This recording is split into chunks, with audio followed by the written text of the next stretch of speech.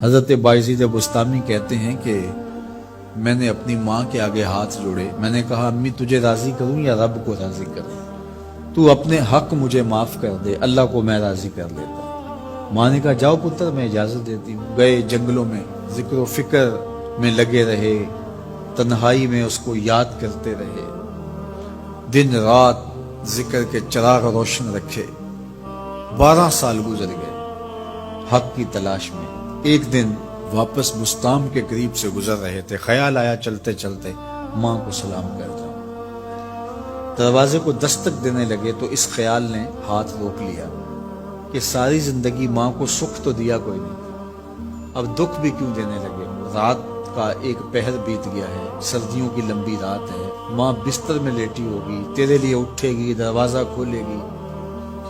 دروازے کے ساتھ ہی لگ کے بیٹھ گئے اور ساری رات کاٹ دی، اس خیال سے کہ ماں کو تکلیف نہ ہو۔ جب سحری کا وقت ہوا تو اندر سے جو نالی آتی تھی اس نالی سے پانی آیا، سمجھ گئے میری ماں تہجد کے لیے اٹھی ہے اور وضو کا پانی ہے، تو فوراً دروازے پہ دستک دی۔ اندر سے آواز آئی بیٹا بایزید میں ابھی آئی۔ مائیں بیٹوں کے دستک کے انداز سے جان لیتی ہیں یہ کس بیٹے کے ہاتھوں کا لمس ہے۔ 12 سال کے بعد آئے، دستک دی، کہا بیٹا بایزید میں ابھی آئی۔ ماں کی تو نگاہیں ہی دروازے پہ رہتی ہیں۔ اللہ اکبر۔ کہتے ہیں کہ ماں نے دروازہ کھولا، 12 سال جنگلوں کی خاک چھانتے بیت گئی تھی، پراگندہ صورت، بکھرے ہوئے بال، پھٹے ہوئے کپڑے۔ میری ماں کی جب نگاہ میرے پہ پڑی تو اس کی چشمان سے موٹے موٹے آنسو ٹپکنے لگے اور اس نے ایسے ہاتھ پھیلا کے کہا مالک میرا بیٹا بایزید تیری طلب میں نکلا تھا، تو نے ابھی تک اسے اپنا قرب نہیں دیا۔ حضرت بایزید بستامی کہتے ہیں 12 سال کی ریاستوں سے جو کچھ نہیں ملا تھا ماں کے اٹھے ہوئے ہاتھوں سے مل گیا۔ میں نے کہا مالک میں تجھے کہاں ڈھونڈ رہا ہوں، تو کہاں موجود ہے؟ تو ماں باپ کی رضا اللہ کی رضا کا دروازہ کھولتی ہے۔ جن لوگوں کے ماں باپ ناراض ہیں اور وہ جا کے پیر صاحب کی خدمت کرتے ہیں اور میاں ماں کے قدم چومو، باپ کی ٹانگیں دباؤ، ان کی خدمت کرو، تمہارے پہلے مرشد وہ ہیں، ان کو راضی کرو، پھر کسی شیخ کامل کی صحبت میں آنا، دیکھو کیسے دل کی بند کھڑکیاں کھلتی ہیں۔ ایک مرشد تو ناراض کر آئے اور دوسرے مرشد سے تمہیں کیا ملے گا؟ تو راستہ یہیں سے کھلے گا۔ والدین کو کبھی ناراض نہ کرو، والدین کو کبھی دکھ نہ دو، والدین کو کبھی تکلیف نہ پہنچاؤ، اور والدین کو بھی چاہیے کہ اپنی اولاد کو اپنا نافرمان نہ بنائے۔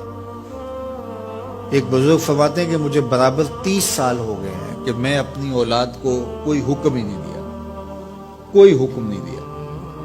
کوئی چیز مجھے چاہیے بھی ہوتی ہے تو میں بصیغہ امر نہیں کہتا، بلکہ ایسی بات کرتا ہوں، پانی چاہیے تو یہ نہیں کہتا بیٹا پانی لے کر آؤ، میں ویسے کہتا ہوں پیاس لگی ہوئی ہے، تو اگر وہ سمجھ جائے اور وہ خود لے آئے تو اچھی بات ہے، لیکن اگر وہ نہ لائے تو میں نے اس کو حکم ہی نہیں دیا، امر ہی نہیں کیا، تو اس امر کی مخالفت ہی لازم نہیں آئے گی۔ تو کہا 30 سال برابر گزر گئے ہیں، میں نے اپنی اولاد کو حکم نہیں دیا کہ کہیں وہ میری نافرمان نہ ہو جائے، کیونکہ اگر وہ نافرمان ہو گئی پلے کچھ نہیں رہے گا۔ جو اولاد ماں باپ کی نافرمان ہوتی ہے وہ ہوا میں بھی اڑیں، وہ چرخ پہ بھی جھولیں، وہ زمین پہ گرنے والی ہوتی ہیں، کبھی کامیاب نہیں ہو سکتی وہ اولادیں جو ماں باپ کی گستاخ، بے ادب اور نافرمان ہوتی ہیں۔ وہی اولادیں سرخرو، کامیاب اور کامگار اور بامراد ہوتی ہیں جو ماں باپ کی خدمت کرتی ہیں، ماں باپ کی دعائیں لیتی ہیں۔